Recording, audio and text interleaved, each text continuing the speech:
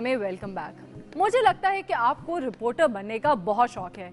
ये अच्छा शौक है, मैंने कभी एतराज किया है? मैं तो चाहती हूँ कि ज्यादा से ज्यादा लोग बन जाएं दुनिया के रिपोर्टर। अगर आप भी दुनिया का रिपोर्टर बनना चाहते हैं तो भेज दें अपने इलाके, अपनी धरती के हवाले से कोई दिलचस्प तस्वीर या फिर वीडियो। अभी देखते हैं एक वीडियो जो भेजी है आप जैसे दुनिया के रिपोर्टर ने। अरे घर में छोटा बेटा रो रहा और ये साहब बेटे की बाइक लेके निकले हुए। इनका कद देखिए और इनके काम देखिए।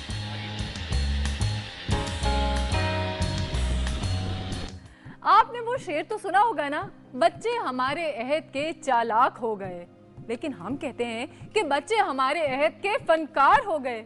हमें ये बात कहने की जरूरत इसलिए महसूस हुई कि इत्तफाकिया तौर पर हम अलहमरा में बच्चों के एक फंक्शन में चले गए जहां बच्चे थिएटर और स्टेज ड्रामा कर रहे थे। किसी ने बस इतना ही कहा था कि थिएटर और स्टेज ड्रामे बच्चों का काम नहीं। बच्चों ने ये सुना तो उन्होंने ठान ली कि अब वो स्टेज पर बराहे रास्त अदाकारी करके दिखाएंगे। तो जनाब, बच्चों ने ऐसी अदाकारी की कि वहां बड़ों के मुंह खुले के खुले रह गए। चलिए आपके भी मुंह मेरा मतलब है आपको इस फंक्शन की रिपोर्ट दिखाते हैं।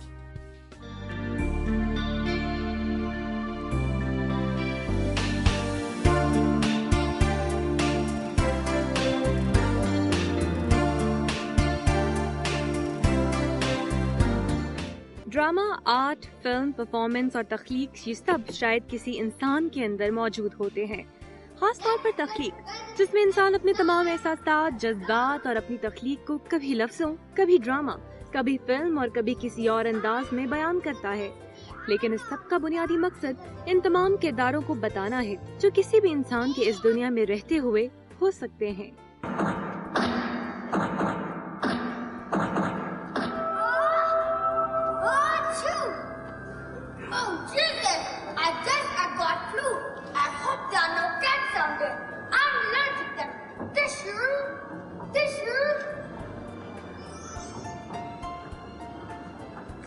अलहमरा आर्ट काउंसिल में इसी तरह की एक रंगारंग बच्चों की तकरीब मुनक्किद की गई जिसमें छोटे बच्चों ने अपने अंदर छुपे हुए उन तमाम किरदारों को निभाया जो शायद है तो बुनियादी किरदार लेकिन वक्त की गर्द में कहीं गुम हो जाते हैं। अखलाकी इक़दार, रिवायात, एक दूसरे का ख्याल, अमन, मोहब्बत, ये सब वो बुनियादी अनासर हैं जो किसी भी इंसान में उस दिन से मौजूद होते हैं जब वो इस दुनिया में आता है।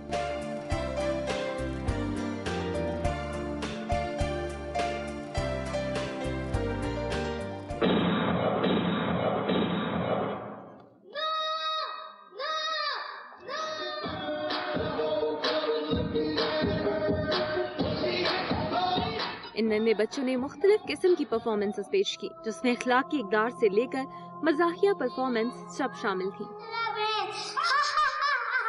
बच्चों ने मुख्तलिफ किस्म के रूप धारे, कोई किसी खूबसूरत जानवर के रूप में था और कोई चार्ली चैपलिन के रूप में, जो वहाँ मौजूद लोगों को किसी और ही दुनिया में ले गए।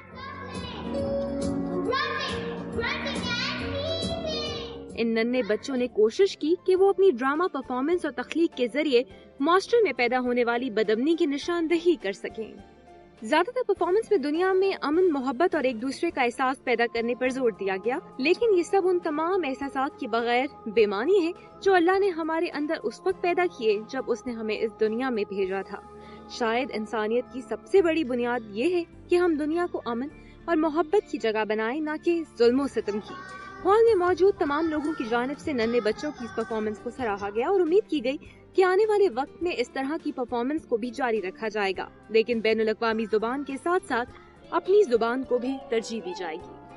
आइडियाज़ तो बहुत आते हैं, कॉन्सेप्ट्स के थ्रू होता है। बेसिकली कॉन्सेप्ट ये था कि बच्चों को थिएटर और कैरेक्टर बिल्डिंग पे एक एक्सरसाइज की जाए। सो आइडियाज़ बहुत होते हैं, साल बल्कि कम होता है, काम ज़्यादा होता है। तो उसमें यह है कि this idea was specially for इतने छोटे बच्चों के लिए रखा है ताकि इस एज से इनकी वो बिल्डिंग हो।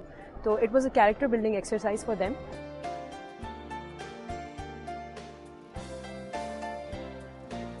इस रंगारंग तकरीब में तमाम बच्चों ने बेहतरीन परफॉर्मेंस दी, लेकिन कमी इस बात की महसूस की गई कि मगरिब की पैरवी करते करते हम अपना कल्चर हत्ता कि अपनी जुबान तक भूलते जा रहे हैं। कैमरामैन शाहिद अमीन के साथ सुमेरा अरशद, दुनिया न्यूज़, लाहौर। आप कहते हैं भाई वैसे तो आप बहुत सारी बातें करते हैं, लेकिन जिनसे कुछ पूछ लिया जाए तो आप बताते ही नहीं। लेकिन हमारे साथ हैं आप जैसे बहुत सारे लोग जिन्होंने हमारे आज के टॉपिक पर खूब सुनाई। ओहो, मेरा मतलब है खूब बात की है। चले आए सुनते हैं जो आप कहते हैं।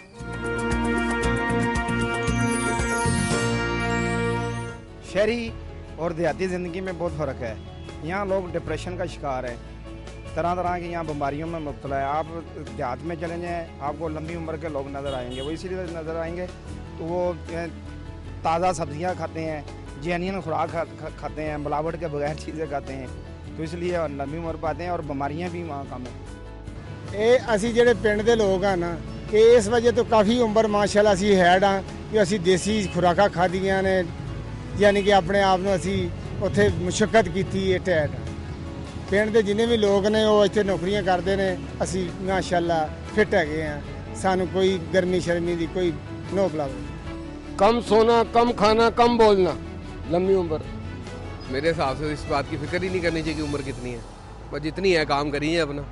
किसी को क्या पता भाई कितनी उम्र है। लंबी वाली को भी नहीं पता होगा मेरी लंबी होनी है कि नहीं, छोटी वाली को भी नहीं पता होगा मेरी होनी है कि नहीं, तो इसमें टेंशन किस बात की है। डाइट कंट्रोल, बंदा खाने का टाइमिंग सही होनी चाहिए, सोने की, उठने की, चलना चाहिए, वॉक करनी चाहिए, बस यही चीज़ें। इसके अलावा भी अगर नहीं हो रही तो फिर आपके कुछ हो नहीं सकता।